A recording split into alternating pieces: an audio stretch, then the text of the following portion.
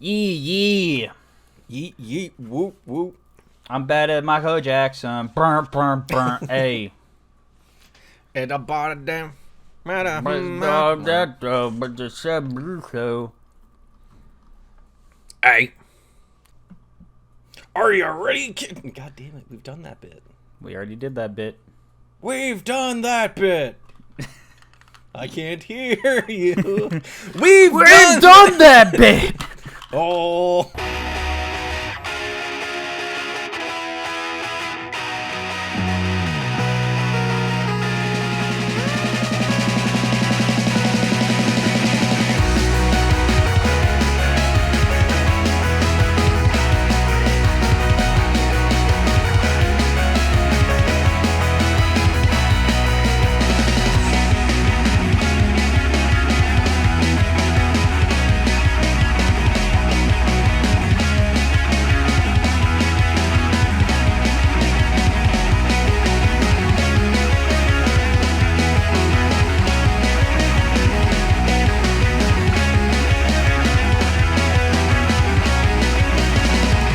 Hey everybody, it's Tuesday, December the 28th, 2020, and this is the Fourth and Long Podcast. I'm your host, RJ, and joining me as always is Keith. Say hi, Keith.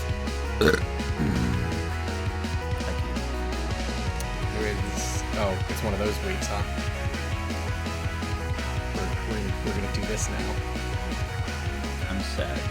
Okay. Today's not been great for me either, but we're going to try and be happy somewhat about football. We're going to try. How can I be happy about football if life is just pain? Find the silver lining. We're gonna look for it. I got a couple. Okay, good. Because it's gonna be a real long or real short podcast if this fucking keeps up. Just Browns lost. End the show. Let's wrap it up. So that's been the Fourth and Wrong Podcast for December the 28th, 2020. Say goodbye, Keith. Fucking fuck. And then I put the music in there. And you put the music in. Okay. Let's rip the Band-Aid off. Football happened. Hashtag football happened. Put it on a t-shirt. Not a 6-point team. Not a 6-point team. Your team hasn't played yet. Your guys, your team plays yesterday. You see what I did there? Yesterday in the future. Today's Tuesday. Yesterday Today's in the Tuesday. Future. Because we're on our normal recording schedule this week. It's nice. We have time. Yeah. So the Browns played the Jets at MetLife. It didn't go well. No. So let's start with the preamble, the prelude. Yeah. I was gonna say a lot of things kind of out of your control as to what didn't go well. Yeah, it was a mess from the day prior all the way to the day of. So you could say it was a mess from Terrell Pryor. Yeah. That joke would have worked like 4 years ago. It would have. So the Browns had a linebacker test positive for COVID right before their flight was supposed to leave. Nice. So they obviously had to delay the flight and contact the league. And they began their contact tracing investigation. And until that resolved, they could not fly to the Jets, or to New York, to New Jersey, technically. So there's two things they have to do when they do that. A, they have to determine whether or not anybody was a close contact, high-risk person. And B, whether or not it constitutes an outbreak, because that's the only way they reschedule games. Right. Is if it's an uncontrolled outbreak within the organization. The Browns have been one of the few teams this year that hasn't had any significant outbreaks. Most of our cases have been isolated cases, and we've been fortunate for that. And we, for the most part, follow the protocols relatively well, except for the instance that occurred this past week, where looking at you, Baltimore. Yeah. $250,000 fine. Jesus. So we're probably going to see some fines or something from this. Probably not as heavy as Baltimore, but basically, essentially, the linebacker, B.J. Goodson, who tested positive, was in the recovery area, the recovery pool area, with our entire starting receiving core. And there was a couple people not wearing their masks appropriately. Hey, Tom, how many wide receivers were out? So, due to close contact isolation, Jarvis Landry's pulled. Rashad Higgins is pulled. Donovan Peoples-Jones is pulled. And Hodges is pulled. As well as another one of our linebackers. Right. So between that your other starting linebacker? Our other starting linebacker. Yeah. So between that and the pre-existing injuries we already had on the team, we went into this game down 13 starters. That's a lot. One would argue that's more than half of your team. Yep, and 6 of them were on offense. That's a lot. One would argue that's more than half of your team. Yep. One of which was the entire skill position group that is the wide receiving room. So we had 2 receivers on the depth chart because we had a singular receiver that was on the 53-man roster that has never played a game for us this year. Nice. Good start. He was on there for depth. So he got elevated, and then the pool got real shallow. And then we pulled somebody up from the practice squad and said, "Hey, man, just hang on for dear life." And we elevated 2 linebackers from the practice squad. And that's the team, and the league determined that it was not an uncontrolled outbreak, so they said the game will go on. So that's the offense we fielded. 2 receivers, 3 tight ends, and 2 running backs. Do you think at this point in the season, the league is just going to say, nope, that's not an uncontrolled outbreak? I think they just want to get it over it. Yeah, they just want to get to the finish line. So because of that occurring, our flight to New Jersey was delayed by 4.5 hours. Not insignificant. So when we got on the ground in New Jersey, they had enough time to literally briefly unload their gear, take a nap, wake up balls early, do one run through in the parking lot of the hotel with the new receivers that have never played a snap for us at any point in time. That's really where you want to practice, is on concrete in sneakers and not, grass and cleats. Yep. And then one run through right before kickoff when they got to the stadium after warm-ups. Jesus. So needless to say, we had some challenges going into this game. And not only did we have challenges going into this game, Adam Gase is coaching for his job. Yep. So on to the game, because I'm not going to make excuses for Cleveland. I'm going to, like we talked about with the Baltimore game, there's no moral victories. Not when you're a winning football team on the cusp of playoffs. You got to be able to win games against bad teams, even in the face of adversity, and that's not something we did. I would argue that this adversity was almost insurmountable, but the team was also still in a position to win. Sure. And it ultimately came down to mistakes on the field. So one thing that the Jets were able to really do, the Jets won by 7. The one thing that the Jets were really able to do is because we had no outside threats. We had 2 receivers, one of which was from the practice squad, and the other has never played a snap for us this entire season. Even though he was on the roster, we could never spread out the defense. We played out of the jumbo package or a 2 or 3 tight end set almost every snap. Yeah. Because our best receivers were our tight ends. A lot of big boys on the field. Yep. So we played out of a lot of heavy packages. So the Jets pretty much never had to empty the box. And because of that, early on in the game, our offense was very one-dimensional. Yeah. Which was fail at running the ball and then punting. Austin Hooper had a couple of big plays in there early. The Jets had a good game plan defensively. They had a solid game plan offensively, which was ball security and just move it down the field. Sam Darnold didn't have a great day, but he didn't make any mistakes as far as turning the ball over. And they were able to stay on time. They were able to stay ahead of the sticks. Jamison Crowder threw for like a third of what Sam Darnold threw for. Right. Yeah. And a well-timed trick play from Jamison Crowder. They pulled a play that we've done several times this season. The the double reverse, chuck it downfield to an open man. So Jamison, and it resulted in a touchdown. So Jamison Crowder, best quarterback on the Jets team, is their wide receiver. Why's your best quarterback playing wide receiver? Yep. So they checked that box. Frank Gore had himself an average day, and he's officially now the third running back in the league to have 16,000 yards. He hit that milestone.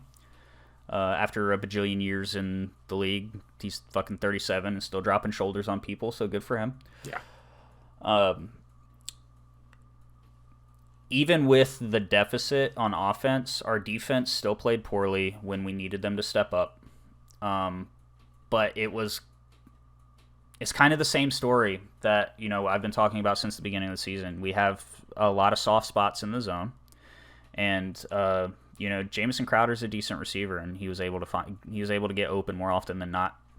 And like I said earlier, Sam Darnold's he was hitting throws. Yeah. He wasn't stellar, but he was hitting throws. The game was competitive as it was because of the few times the defense did step up. We got some key stops. Sendejo tried his damnedest to get off my bum list. But any effort to get off my bum list is null and void if you don't win the game. And because Sendejo stepped up and made a couple of good plays. You know what they say, winners don't use bums. And then halftime came, and at this point it was it 13-3? I mean, I don't trust myself anymore to answer that question. I'm pretty sure it was 13-3. The Browns at this point, they didn't necessarily give up on the running game, but they have all but established the fact that the running game was not going to get them back into this game because of how aggressive the Jets were, stacking the box. So we started airing it out, and we were seeing a lot of success. And then the turnovers started to happen. Yeah, it's like, as far as that's concerned, it really felt like Baker was just like stuck not being able to make the normal decisions he's able to make because your team was so limited. And what that led to was him holding the ball out here and somebody coming up behind him and going, Judy swat, and just taking that shit away. Yep, there's two strip sack fumbles, one of which he lost. And both of them were, he was just like, he was hoping his protection would hold up and go and just waiting for somebody to get open. We got a bunch of slow big dudes out there, and a couple of receivers that Baker has no chemistry with. Right. And though he was trying with that one kid. Yeah, he was trying. He was trying to make Jamarcus Bradley a featured guy. Missed it by that much, though. Missed that much, yeah. Came like right over his fingertips. So there were some deficits in the passing game that we haven't seen in a while because Baker's been playing relatively well, but those deficits are for obvious reasons. But at the end of the day, the protection wasn't able to hang up or hold up, and when Baker had to get on the move, when it wasn't by design, the Jets defense, they were feasting. They were just feasting. They were eating up back there. That we allowed 4 sacks that game. We had 7 for the entire season. Jeez. And that's how well our offensive line had been playing. And what are you've only got 3 starting offensive linemen right now. We had 3 starting offensive linemen. One of the offensive linemen that was missing is arguably the best guard in the league right now, Wyatt Teller. Right. And then Jedrick Wills, our star rookie left tackle. So pretty important. Yeah. When you have an offensive line of studs, any loss is going to be impactful. Right. But when your offensive line has been playing as well as it has over the past 5 or 6 weeks, you feel it almost more because then the offense cannot control the game the way they normally do. I feel like we've spent a lot of time talking about Wyatt Teller, which is a lot for one particular offensive lineman to be talked about. What is he getting graded so well on? And do you think he's doing better simply because he's got a backfield like Kareem Hunt and Nick Chubb behind him to make him look good? So how they judge linemen is obviously so linemen have only a couple of stats. Right. The big stat for them is pancakes. Okay. But pancakes are like sacks. They don't occur that often unless you're just straight up dominating somebody. So the big thing is pressures allowed and sacks allowed. And of all the linemen in the league, he has the least amount of pressures allowed and sacks allowed, as well as statistically, he has the best matchup performance against Pro Bowl level defensive linemen. So it pretty much his stats boiled down to is like he didn't have on days against weak competition and off days. He was consistent and constant with no matter who they put in front of him, no matter what team was in front of him. He rarely allowed pressures and he rarely allowed sacks. And the other thing they grade off of is exactly what you're talking about is in the running game. Blocking efficiency in the running game, and how they determine blocking efficiency is obviously the results of the running backs. And I would 100% argue that his performance is definitely impactful, as impactful as him having two studs in the backfield because of this game in particular, where Kareem Hunt and Nick Chubb combined for 39 yards. Yeah, it's not a lot of yards. Now, like I said before, the Jets could just stack the box every play and just tee off on the running game. But even so, if you have a really good offensive line that's at full strength, you can eat up that rush. Mm-hmm. and create holes, especially in a zone running scheme where you're stunting a lot of linemen around and stuff like that. The Cleveland Browns are very zone heavy, where you create the zone and then your running back cuts in and it's a one cut and then hit the hole. So it's arguable when it comes to his performance, it's arguably a mixture of both. Mm-hmm. But especially in the passing game, we definitely felt the pressure when we really needed to air out the ball. Baker is very inefficient when he's under pressure. I would argue like most quarterbacks, but Baker's historically inefficient when he's under pressure. Right. And that's why we had benefited so much from having such a stout offensive line this year. And the Jets were just able to stack the box and tee off, and that really, really hindered pretty much any offensive progression. And then, like I said, the turnovers came into play where, Baker got strip sacked twice. He lost one where, he's trying to move around, trying to wait for somebody to get open, not necessarily playing hero ball, but, trying to make plays. He was still making decent decisions as well as he could. He had a couple of passes that, he wished he could have had back, but the defender dropped it or wasn't able to complete the interception. So ultimately it came down to the fact that it was a tale of two halves. The Jets were basically stifled. They were able to maintain pace in the second half, mm-hmm. but our defense and offense were starting to pick up in the second half. We were trending upwards while they were kind of laying flat. Yeah. Sorry, go on.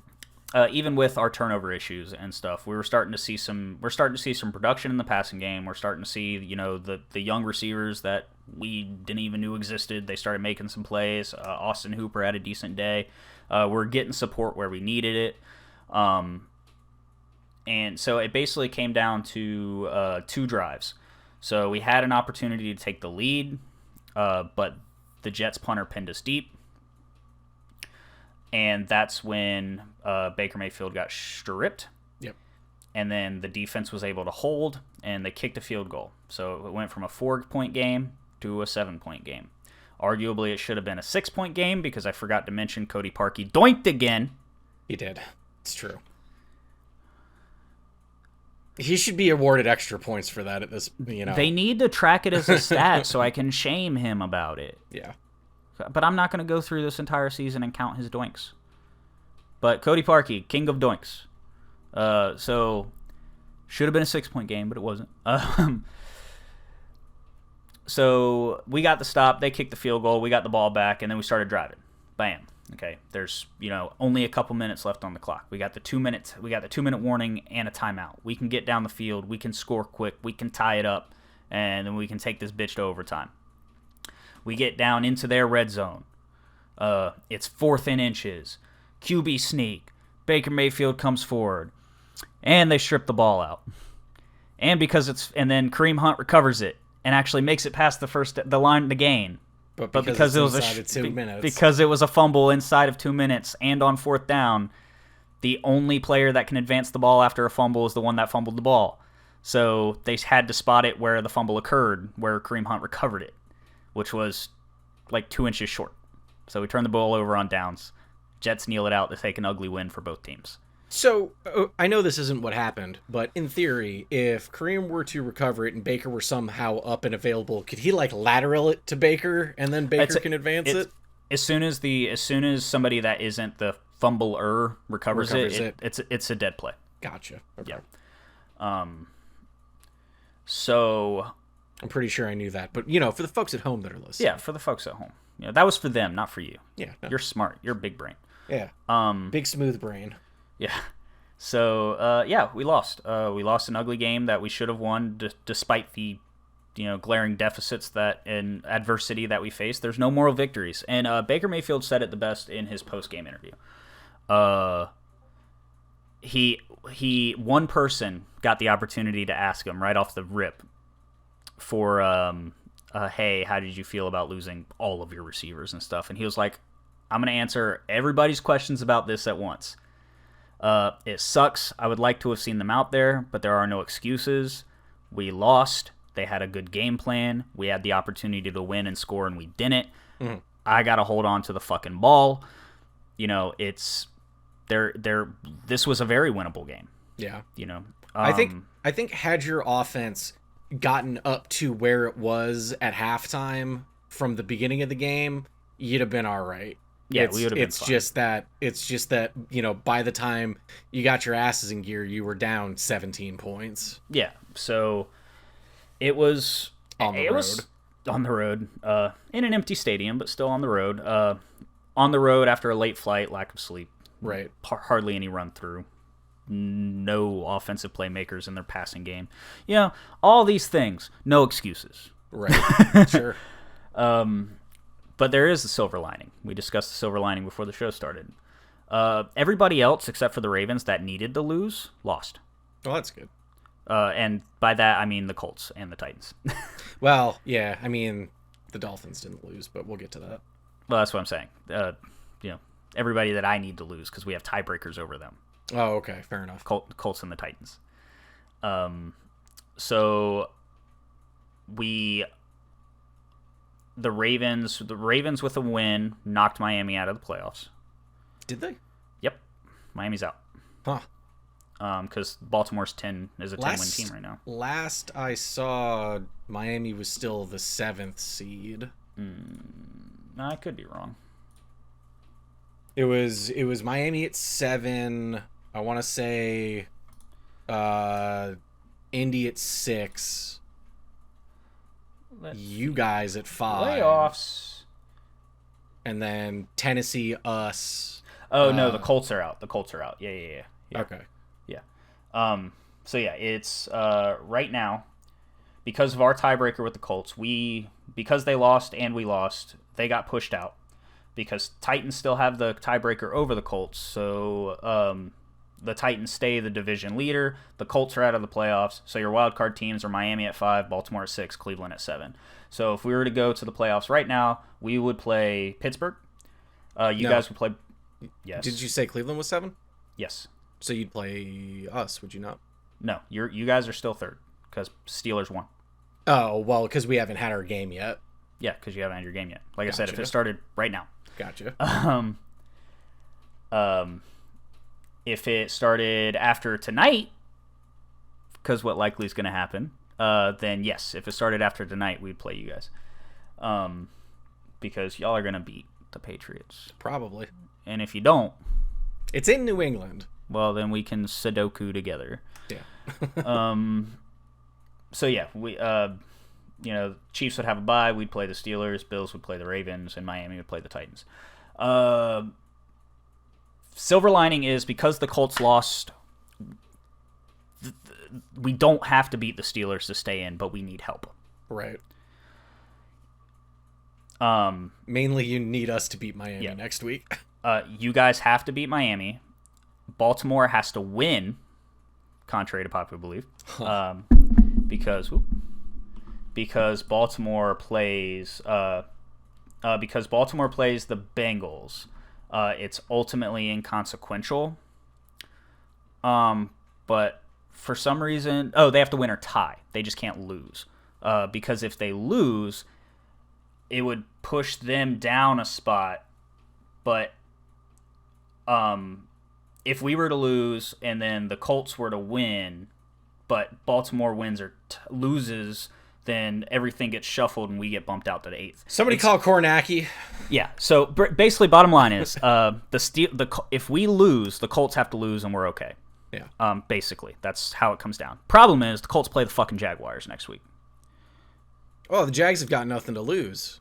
Yeah, the Jags got nothing to lose. They also got nothing to win because they clinched the first-round pick. Clinch that first-round pick. Because the Jets beat us this week. Yeah. So really, you might have helped yourself out by losing this week. Well, see, we didn't. If they come out with a fight, we didn't though because the Colts lost this week. All we had to do was beat the Jets, and we would just clinched it, and we'd be done. We wouldn't be having this conversation, right? So even though it is technically possible for us to lose and still make the playoffs, it'd be much preferable for us to win because that's a guarantee. It's either win and you're in, or if we lose, we need help. Right. That's how fucked the AFC is right now. Yeah, there's like 5 10-win teams that have a chance to get in. Fucking 5 10-win teams, all of them jockeying for playoff position, all of which hold tiebreakers over the other. So right. like it's just this big fucking Miami's literally the cleanest one. Like because the AFC North played the AFC South this year. Right.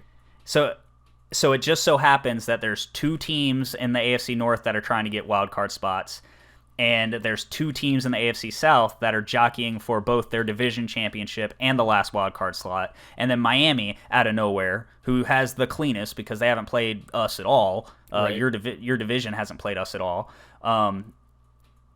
Hasn't played the Browns at all, you mean? Yeah. Except for today. Or except for Sunday. Except for Sunday, yeah. So it's complicated. I don't They pay people money for this. Yeah, I don't want it to be like a fucking I need help thing. I just want to go out and close the season beating the Steelers and making the playoffs for the first time in 17 years. That'd be pretty nice. Yeah. Don't you think? Is that too much? Is that too much to ask? Listen, we had to have the Bengals help us to get in, so I understand getting a little help from your friends along the way. Yeah. And so Andy Dalton's foundation made a lot of money that weekend. I bet.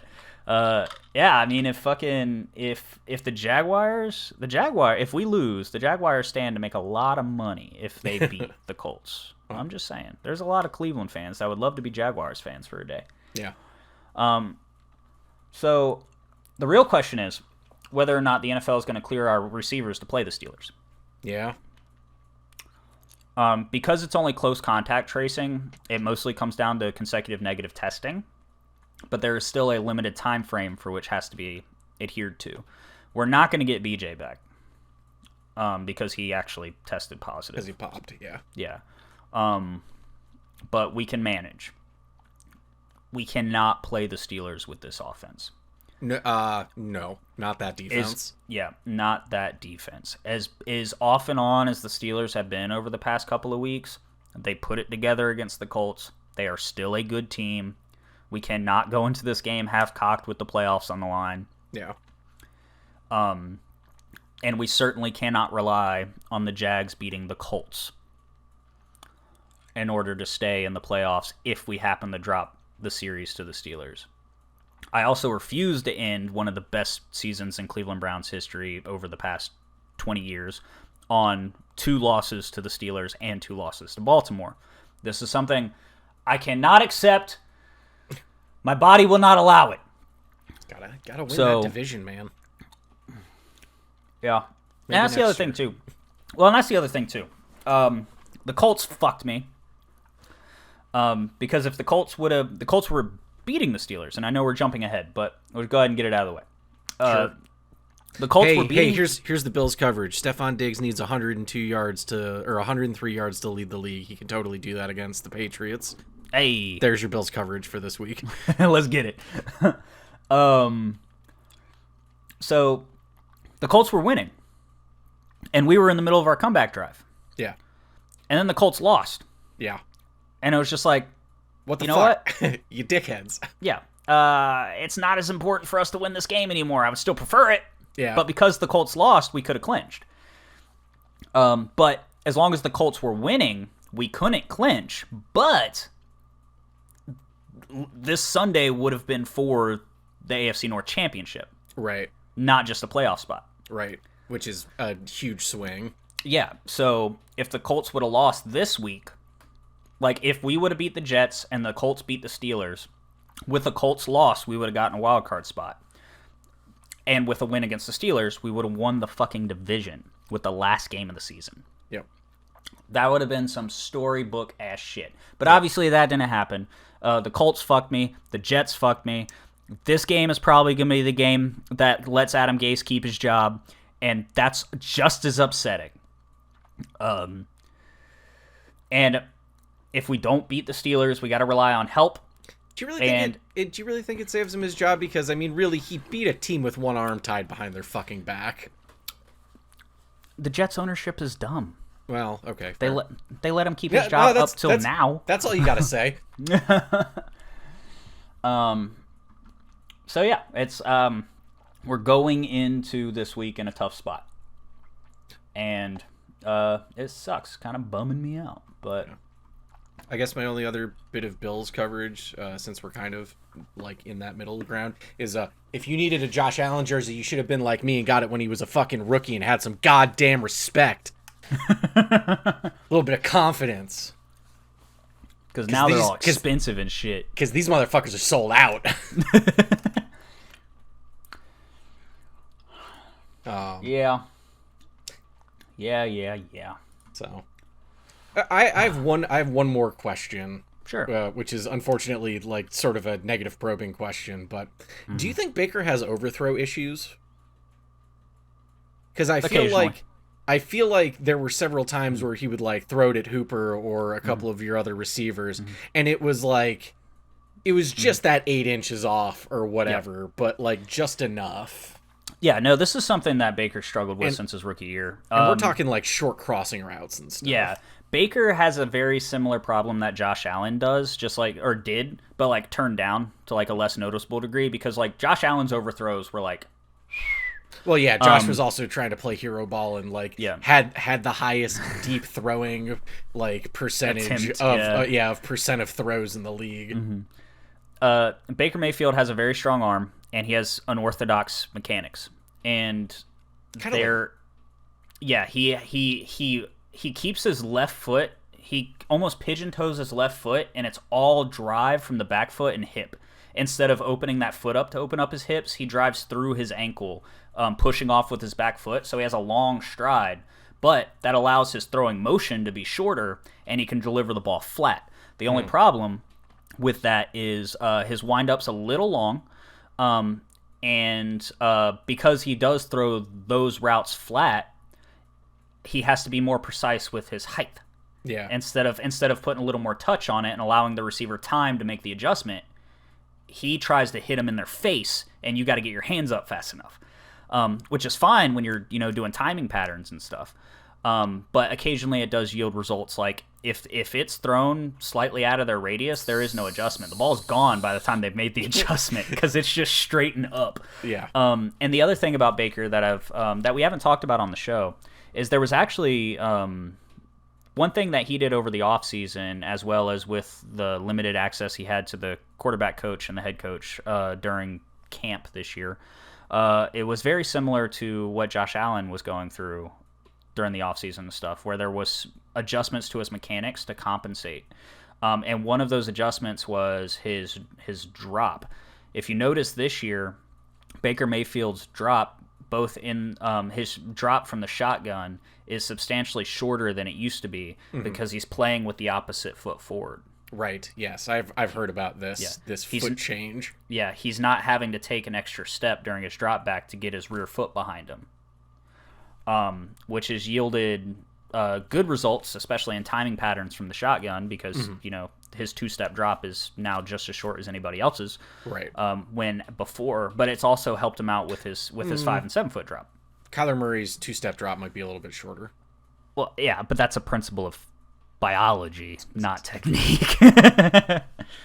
Not fewer steps, just shorter steps. Yeah. So, no, I agree that it's a problem. But it's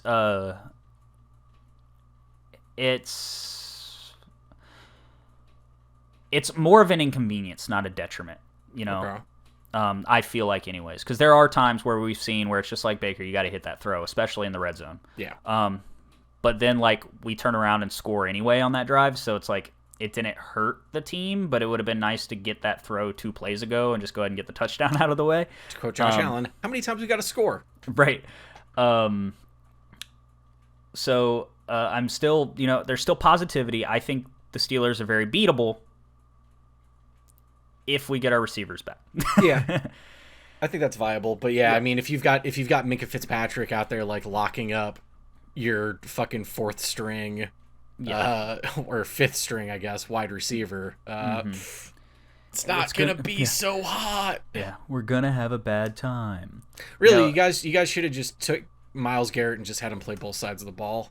Yeah, no shit. Like the dude, like he's fucking 2 million pounds and can run a 4.6. Just put him at running back. Put him at fullback. Just have him clear that first block for Chubb. Get the fuck out of here. Fucking just like start swimming through motherfuckers. And that was the other thing too. Like Myles Garrett had a better game this week than he did the past couple of weeks. You can tell he's starting to play better. Mm-hmm. But also, that tackle they put on him, he was playing really well. There was a while where I didn't think Myles Garrett was going to be able to get through that guy. And he was doing a really good job of getting the rush to the outside on the Jets running plays and opening up holes and pretty much taking Myles Garrett out of the play. So they flopped him. Yeah. And then Olivier Vernon had a similar treatment. So he, that tackle was playing really well. And then, Myles Garrett and Ogunjobi and them, they started, really getting after Sam Darnold, wearing down the offensive line. We were able to get some sacks. Also, the officiating in this game was awful. Yeah, it was pretty bad. And that was totally a fumble. The strip sack? Yeah. Where his arm was moving forward, but he obviously did not have control over the ball. Wasn't there the other one where the receiver caught it and like didn't quite make a football move, but it got knocked out? Am I thinking of the same game? I feel like I feel like there was. I do not recall. I feel like there was like, or maybe I'm thinking about something else. Never mind. Yeah. I think I'm thinking about the Atlanta game where there was an interception where the guy's like knee was down, but his elbow hit. And his elbow caused the fumble afterwards. Gotcha. Yeah, no, I don't remember any of that. There's some really bad PI calls, some bad, they missed a bunch. They missed, there's some calls they missed. There was a couple of calls that were like bang bang, where I could see why they called it. But obviously when looking at the replay, there was nothing there. And then there was just straight up bullshit, like that not being like Kevin Stefanski. It was ruled incomplete pass, and Kevin Stefanski challenged it, and New York deemed that there wasn't enough there to overturn it, even though the announcer, Fox's analyst was just like, no, that was a fumble, yeah, and the color commentator was like, I don't think there was enough, and it's like, no. Your rules analyst, the guy that's smarter than you about this, says it was a fumble. It was a fucking fumble. Yeah, you don't get to say I don't think there's enough at that point. Yeah. Support your man. Shut your mouth. Know your role. Yeah. So like that's why plays like that, I think they should always call the turnover on the field and let it go to review. Totally. Yeah. Like let them score. Fuck it. Yeah. If it's gonna come back, it's gonna come back. Yeah, exactly. But at least let the play out. Right. Just because the ball's moving forward does not mean he threw it. Right. And every single time the ball is moving forward, they're so quick to blow that whistle, blow the ball dead. And it's like, yeah, but like how many times have we seen this same exact scenario where they overturn it? Because his arm was going forward, but he had no control. He pushed the ball forward with his noodle arm. But Keith, player safety. What if somebody got hurt while they were trying to recover it? It took a score off the board. Yeah, I know. But player safety. But football. Yeah, pretty much. if we're that worried about player safety, let's just cancel the entire NFL. Well, some people have been calling for that. Yeah, well, fuck them. I hate them. Fair enough. Look, I want NFL players to have a long and industrious life doing all the shit that they want to do. But playing football's still a choice. And you're doing it now. And you're doing it now. Go. Yeah. Just make sure you make your money and get them protected contracts so you don't go bankrupt when you're inevitably out of the league in 3 years. Yeah. Seriously. What do you want to talk about next? Because there's not. I mean, we could talk predictions about the Bills-Patriots game, but I mean, I think at this point, I don't even know if the Patriots have announced who their starting quarterback is still. I mean, I have no idea. I assume it's Stidham at this point because I think Cam got Benchazord id. I don't know. So, I mean, they're officially eliminated from the playoffs, so fuck it. Yeah, and the Patriots still have a defense, but at this point, you could also see Bill Belichick being one of the few people who's like, we'll just fucking tank. Just get the game over with. Let's just pick up a little bit more draft capital. I mean, these fucking quarterbacks aren't doing it. Justin Fields, we're coming for that ass. Or Garoppolo. I mean, there's always that. There's always the return of Jimmy G. Yeah. Return of the golden child. Like, Belichick's be like, yeah, fucking just get that motherfucker back in here. Like, seriously. Yeah, I finally got rid of Tom Brady, but then the quarterback I wanted's already gone. So what the fuck? Just get all these fucking grandma hats out of here. We're done with them. I think this one, even though it's in Foxborough, like I think this is. We got that billboard up finally. Yeah, got the billboard up, so you have to win. Yeah. So that we can burn it down. Yeah, and plus, I mean, with this win, you jump the Steelers again. Like, it doesn't help you as far as like a bye's concerned, but like. But hey, if we can play you or Miami and y'all don't have wide receivers and shit, yeah, we'll exactly. Like, people can start popping positive, and Cleveland will just call the local high school team. Have to put those. No, we'll call Ohio State and be like, hey, Urban Meyer, can we borrow some guys? Yeah. Or no, whoever's the coach for Ohio State now. Urban Meyer's not coaching. Sure, but, I don't know. Be like, hey, Justin Fields, what are you doing? Like, you want to play receiver? You're the college football guy, not me. Yeah, I can't remember his name. Urban Meyer is getting looked at by some NFL teams though, so he might come back to coaching. Sure. Yeah. Why not? Yeah. Fuck it. What is your health, Urban Meyer? That's a name I recognize. Why not? Urban Meyer, future college Hall of Fame coach, won a bunch of national championships with Ohio State, but also has like crippling health issues that forced him into an early retirement. Gotcha. Yeah. Great coach. Shitty body. Yeah, shitty body. Old white guy. All right. Yeah, no, I think that the Bills are gonna win. If they don't win, then we can go play in traffic together. Because I'm still gonna do it. I didn't say win. I mean, we still won the division, so I mean, really, we're not playing for that. We're just playing for seeding at this point. So yeah, you're not playing. You're really not playing for anything except for maybe a more favorable matchup in the playoffs. Right. But if not Tennessee and not Baltimore, please. Yeah, I was about to say there's like potential that this could shake out where like Baltimore or Tennessee are like actually like seated low in the wild card. See, here's the thing: Baltimore and Miami are gonna flip because we're gonna beat the Patriots and then lose to the Dolphins so that we can play the Dolphins on back-to-back weeks and then beat them the second time. Yeah. If like we did to the Oilers, you motherfuckers. Like it's 92 again, and I got O's in the rental. You know what time it is. What time it is. All right, let's talk. So, what do you want to talk about next? Let's talk about Miami real quick. Okay. Because I just want to talk about the end of that game. Because your golden boy got benched. What happened?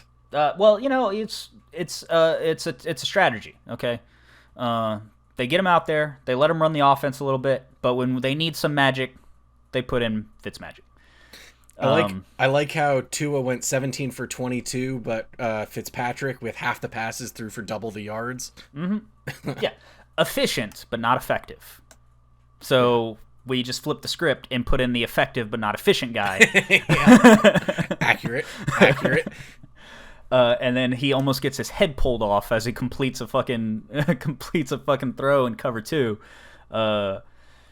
And miraculously, fucking Dolphins go out there and win another fucking football game on the coattails of Ryan Fitzpatrick doing some fucking grandpa shit. Why? Because he's good for 5 or 6 games a year. Yep. No, I think that's why I'm saying, like, yeah, my golden boy, he's getting benched, but it's part of the game plan because they're saving the Fitzmagic. Uh-huh. That's been every other team's mistake. Anytime they have Ryan Fitzpatrick on their team, is they burn through all of the magic at once. Are you saying for Christmas there must have been some old Fitzmagic in that helmet they found? Yes. Okay. Fucking Ryan the Fitzmagic man. And what were we saying at the beginning of this? If Mahomes had made that play, we'd be talking about it for the next 15 years. Yeah, no shit. Like fucking Ryan Fitzpatrick, as he's getting face masked to oblivion, just fucking yeets that shit. And fucking so much airtime. He punted it. I'll be honest. I think he owes that defender a little bit of money because I think the extra torque on it is really what got that ball out there. It got the shoulder around. Yeah. So this ball had enough airtime for the receiver to turn around and go shit and come back to it. Fortunately, it was a good read by Fitzpatrick. It was cover 2, so there was a huge gap between the safety and the corner that the receiver was just like, I can box him out. I got this. Yeah. It was fucking amazing. And then Miami kicks the field goal to win with like 4 seconds left or something because of that play. Because after the obviously 15 yards got tacked on to the end of the completion because it was a personal foul. Mm-hmm. And that put him in field goal range. So went out there and knocked it in. I don't plan on talking about the Bears really this week, but who do you think has had the bigger collapse, the Raiders or the Bears, from where their quote unquote potential was earlier in the season? The Raiders. Because everybody knew that the Bears sucked. Yeah, and the Bears have a winning record right now. So arguably, like both objectively and subjectively, the Raiders. Okay. Also, the Bears scored enough points against the Jags where they were actually able to put in their backup quarterback. Yeah. So. What the fuck? Yeah. Third quarter Mitch. Yep. Nick Foles went out there and went 0 for 1. Who is he? Matt Barkley? Come on. Yeah. How dare you? See, that's the thing is that Matt Barkley doesn't even get stats. He goes out for one play and doesn't get stats. Yeah. He gets a sack, but... Yeah, he gets a wicked handoff. Yeah. He's a good hander-offer. The best, some would argue. Yep. All right. Let's talk about the game that I had my eyes on because I was hoping against hope that somehow that number 1 spot would open up and that the Bills would get a bye week. And God damn it, did Atlanta try and then fucking fail to deliver again. So I really have no idea how Atlanta's defense held up against that offense other than to say, man, Mahomes was fucking trying to give that ball away again. Yep. He was like, you get a pick and you get a... I mean, he actually only threw one. He only threw one. Mm-hmm. But he almost threw a couple more. And Sammy Watkins threw one also. So, Yeah. To be fair, Sammy Watkins' one was like a pooch punt effectively because they intercepted it and got it at the 2-yard line. Mm-hmm. So that's one of those times where you just knock it down. Yeah. Let's just take the turnover on downs. Yeah, because it was a 4th down play anyways. So it was just they tried to pull their Philly special and it was like, no. Picked instead. Yeah. No, I was casually following along because you had vested interest in this game. Once again, Atlanta's defense losing football games. And Atlanta's offensive line doing Matt Ryan no fucking favors. Yeah. Because Matt Ryan, as much as people want to fucking talk shit about Matty Ice, decent quarterback, decent stats this year, no help. No. I mean, he threw almost 80% for 300 yards and 2 touchdowns. That's a solid game. Yeah, he has 4,300 yards this year, 24 touchdowns and 11 picks. Like, he's having a decent year. Matty Ice is a good quarterback. I think Matty Ice needs to walk before that team drags him down. Matty Ice to San Francisco. Yeah. Ooh, Matty Ice to New England. That's fine. I take that. Okay. All right. That doesn't scare me. Yeah, this Also, is the Patriots do not have the cap room to pay him, I don't think. No. Well, they might after this year, actually. I think all their cap problems were like this year because of the whole dead cap. We sold out quote and everything. Yeah. We sold out for Super Bowls. Yeah. Hey, it worked. Got 6. Yeah. Yeah, we sold out for 20 years. It's like, fuck you. Yeah, fuck you, dude. No, you didn't. Piece of shit. Yeah, no, Kansas City looked human, and they looked real beatable. Yeah, and Atlanta couldn't capitalize, so we'll see. Who do the Chiefs have next? They have the Chargers. The Chargers. So that's going to be a fucking shootout. I mean, they might rest that game, dude. Like, they're 14-1. Nobody can catch them. They clinched the number 1 seed. They have clinched number 1, so they might. Yeah, they might rest. Yeah. We'll see. Yeah. It'd be more fun if it was a shootout. Oh, absolutely. But it doesn't make sense. But it doesn't make sense at this point. Yeah, I want to see Justin Herbert and Patrick Mahomes try to take each other's heads off. Right. But that probably won't happen, so. No. But you know what was a shootout? What's that? Was New Orleans and the Vikings. And by that I mean Alvin Kamara versus the Vikings. Because... by God! Yeah, this is definitely one of those games where Drew Brees turned over the ball a couple of times, but he really didn't have to do much. Because Alvin Kamara was just like, hey, remember that time where I was the best running back in the league? I can still do that. I'm going to give him some of this. I'm going to give him one of these. I'm going to give him a little spin move. I'm going to give him 6 touchdowns. 6. Wear my Christmas shoes. Could have been 7. Could have been 7. Taysom Hill. Taysom Hill being fucking selfish. Hand the ball off, Taysom. Yeah, hand the ball off. It's a read option. The read should have been let Alvin Kamara score and break a record. That was the only read. Yeah. The read is they can't stop this guy. He had a 7-yard rushing average. That's nuts. Mm-hmm. Like, yeah, okay. So, 22 carries, 6 touchdowns. Tied an NFL record, and had a touchdown less than once every 3 carries. Yep. I'm sorry, just shy of once every 4 carries. Yeah. Math. Yep. And even if you take away his longest of the day, which was 40 yards, he was still 21 carries for 115 yards and 6 touchdowns. 5 touchdowns, arguably. But, yeah. Like, that's dumb. That's dumb. Against a Vikings defense that's supposed to be, like, relatively stout. Yeah, like, the Vikings defense, like, Vikings defense isn't a bad defense. It looked bad, though. Mike Zimmer, I don't know what the fuck's going on with Mike Zimmer and his defense this year, but, like, that defense is losing them some football games. So, I know you're not playing fantasy this year. Do you know how many fantasy points Alvin Kamara had? 70. 56.2. Yeah, it's a lot.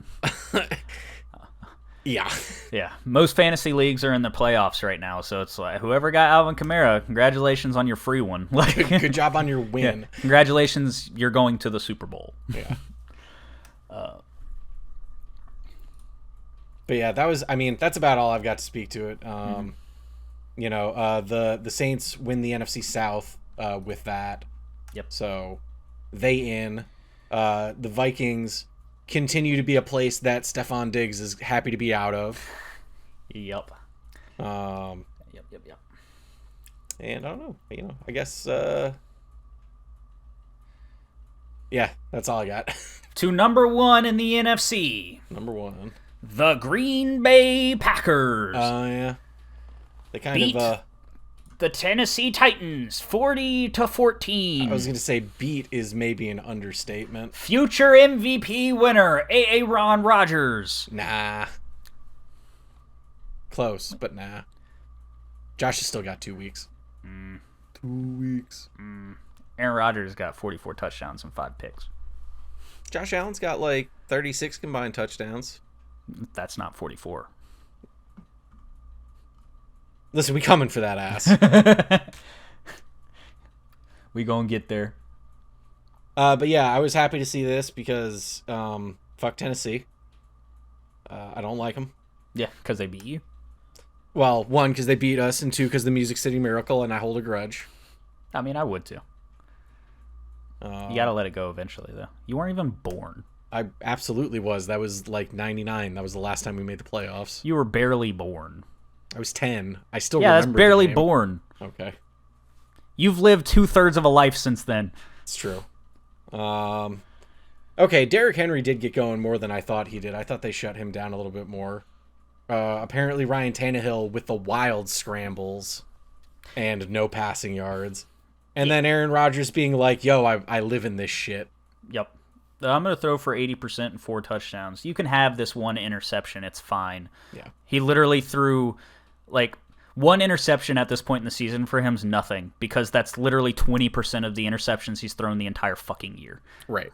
So, who cares? Yeah. Oh, A.J. Dillon, I wish we'd have drafted you. Yeah, fucking Devontae Adams is out here trying to make a case. He's trying to. He's trying. He's him and Stephon Diggs. They're trying to get up there. And Travis Kelce's just like holding everybody back with a massive stiff arm. Like, no, with me. With his huge big ass fucking everything. But that's all I really wanted to mention about this game is Aaron Rodgers is going to win the MVP, and I mean, you're probably right. Yeah, rightfully so, because especially after the last 2 weeks we got out of Patrick Mahomes, he's definitely given up the reins in the MVP race. Yeah, I mean, yeah. And what was the thing? Was somebody made the comment that like Aaron Rodgers has got 2 like important games to still show out in, whereas Kansas City's like slumping into the end of the season. Yeah. So all of their major like show me games have already happened. There's Biden time at this point. Yeah. Which, I mean, most years you would say Buffalo season is over at this point with New England at 6-8, but then the Dolphins have 10 fucking wins somehow, inexplicably. Mm-hmm. Hey, clinch the division though. Yeah. Was there any other specific games you wanted to talk about? Yeah. Fucking. Them damn whatchamacallit, damn old Cincinnati Bengals. Oh yeah, won another game. Yeah, won another game. Once again, GoFundMe. We got to get Deshaun Watson out of Houston. Are the Bengals better without Joe Burrow? They've technically won more games. Statistically, without him. Wins are wins. Brandon Allen went in there, had himself a good game. I was kind of ashamed that Ryan Finley didn't get another start, because I like seeing his big toothed smiley ass out there. But yeah, that's all I really wanted to mention is Cincinnati Bengals are winning games. The Jets are winning games, so my life is a lie, and I hate myself. Okay. Yeah. Anything else? Where's the other fucking thing? The other fucking thing. Yeah, fucking... Well, there is the one fucking thing, but that's a breaking news, not a game. Yeah, we'll get to that here in a sec. Which will be so far from breaking news by the time this comes out, but you know. Oh, absolutely. Like, it technically broke at noon. I was asleep. This is what happens when we record a podcast one day and then post it the next. Yeah. Oh yeah, this is the other thing I want to talk about. Not so much the game, just the circumstances around the game. The Buccaneers-Lions game. Oh yeah. Yeah. Because there's not much to talk about with that game. Yeah, not much to talk about. But Tom Brady had himself a day. 4 touchdowns, no interceptions, 22 for 27. Fucking Blake Bortles had himself a day. Like, yeah. Fucking who? Oh, I'm sorry, Blaine Gabbert. Sorry, Blaine Gabbert. They're interchangeable. That other Jacksonville quarterback. Yeah, and then obviously they were up so far, they put Blaine Gabbert in there to fuck around, and he fucked around and got two touchdowns. But Matthew Stafford went down early in the game. He's injured. For fuck's sake, get that man out of fucking Detroit. Somebody save that man. Somebody save that man. And then David Blau and Chase Daniels, shared the reins for the rest of the game. Literally, the only reason I bring up the game is the same reason I brought up the Houston Texans game. GoFundMe. Let's get Matthew Stafford out of Detroit. Gotcha. Gotcha. All right, any other games to touch on? The Eagles still suck. The Eagles are still bad. Yeah. Totally breaking, but not breaking news. Yeah. Yo, did you know Dwayne Haskins got cut? What, old Dewey Haskins? Yeah. For what? I don't know. Liking strippers, I guess. not following COVID protocol in his Shaking that free time. ass. Shaking that ass. Yeah.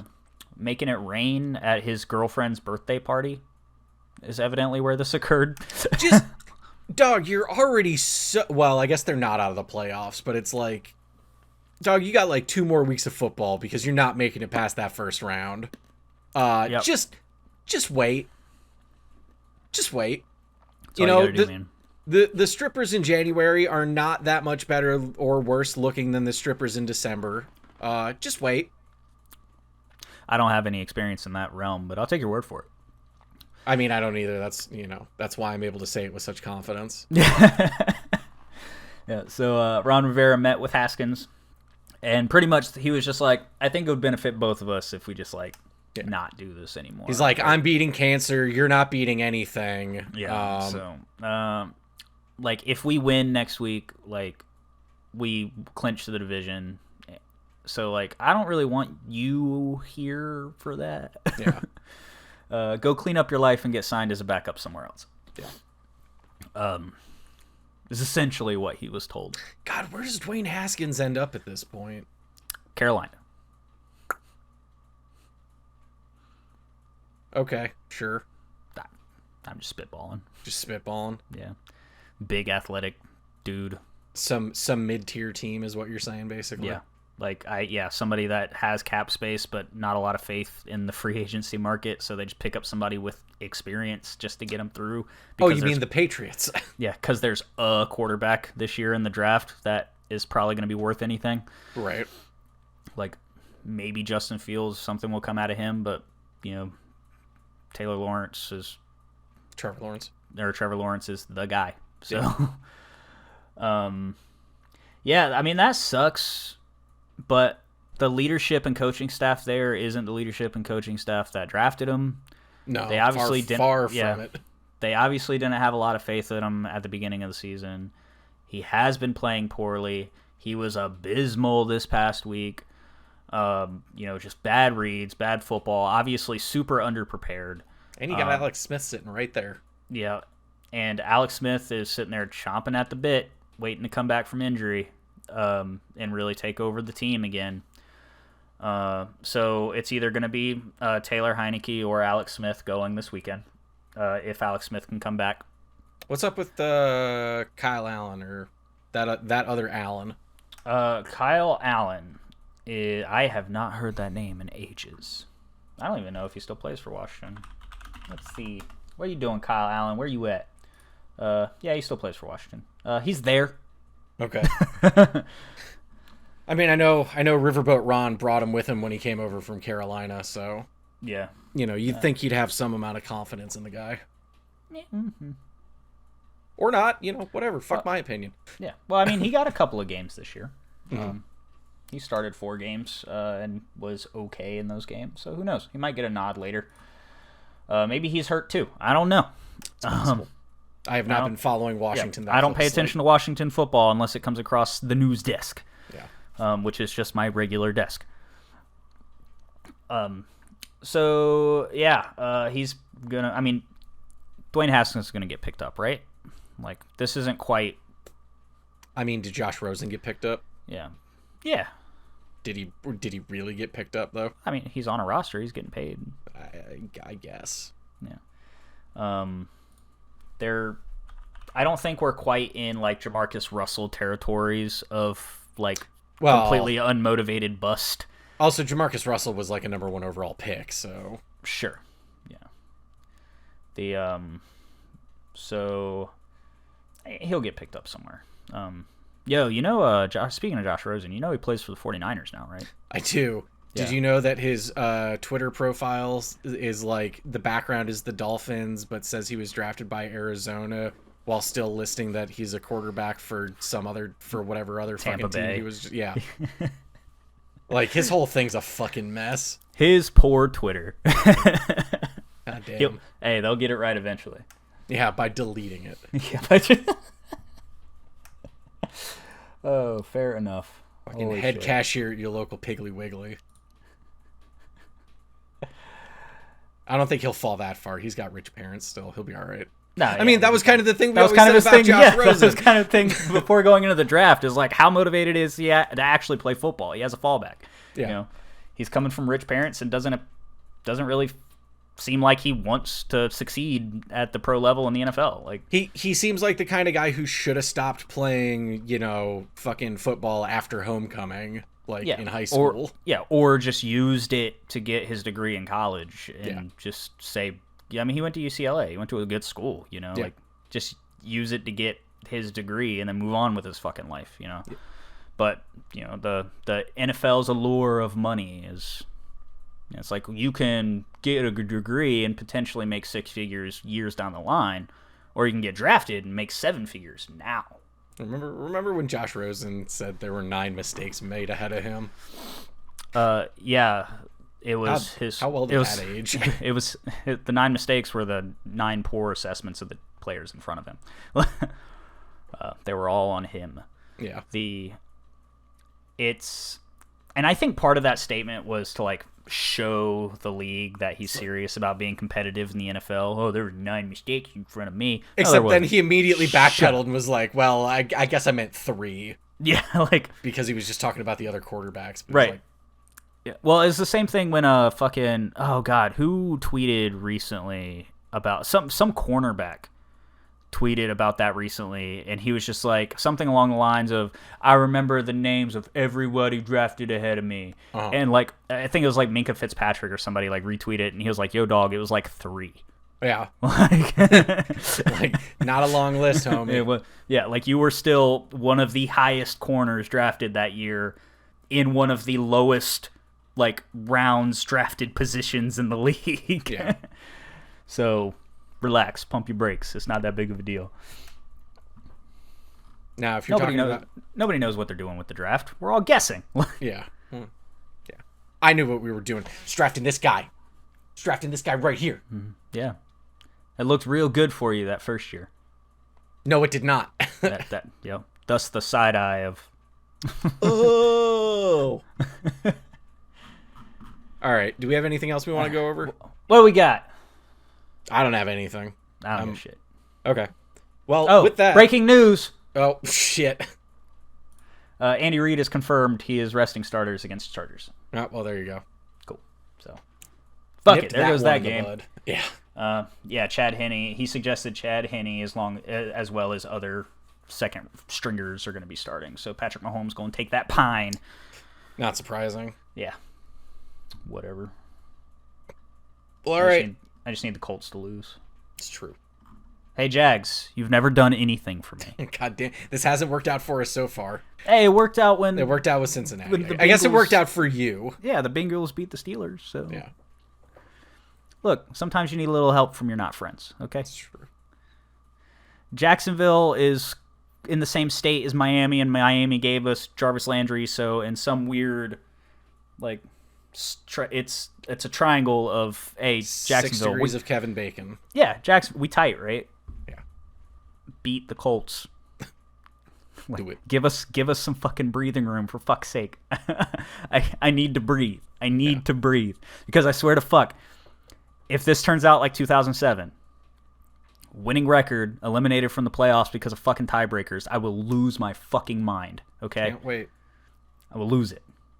I'm not doing this show if we're not in the postseason. I refuse to be here.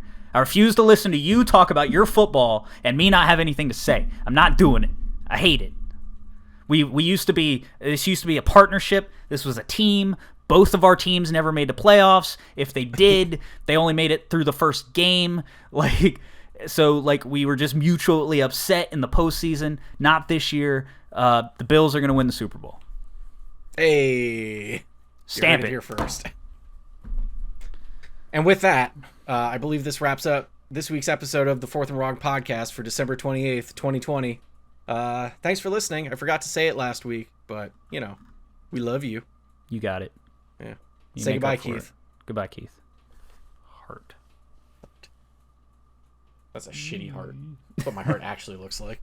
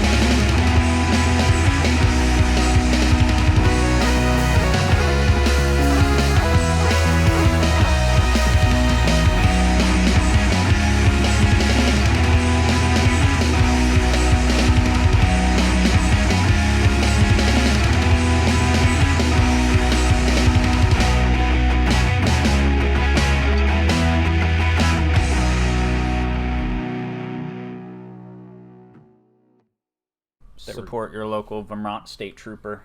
I don't have one of those. Oh. Because we're not, in Vermont. Oh, we're just gonna target ads at Vermont this week. Yeah. Do you guys like Super Troopers? Yeah. It was based in Vermont. You boys like Mexico? Not based in Vermont. No. That's a long ass drive. Wait, hold on. Is there a place in Vermont called Mexico? Vermont. There are Mexican restaurants in Vermont. Oh yeah, including El Cortillo, Gringo Jack's. Gringo Jack's. That's hilarious. That's that might be the most Vermont fucking thing to come out of that. Hey, I'm all about like a fucking Tex-Mex restaurant ran by white people owning that shit. Uh-huh. Like, no, my name's Jack and I'm a white dude. Here's my Mexican restaurant. Yeah. We have tacos and chips. Yeah, it's a Southwest Bar and Grill, so Gringo Jack's. I don't know how that's gonna look at the end.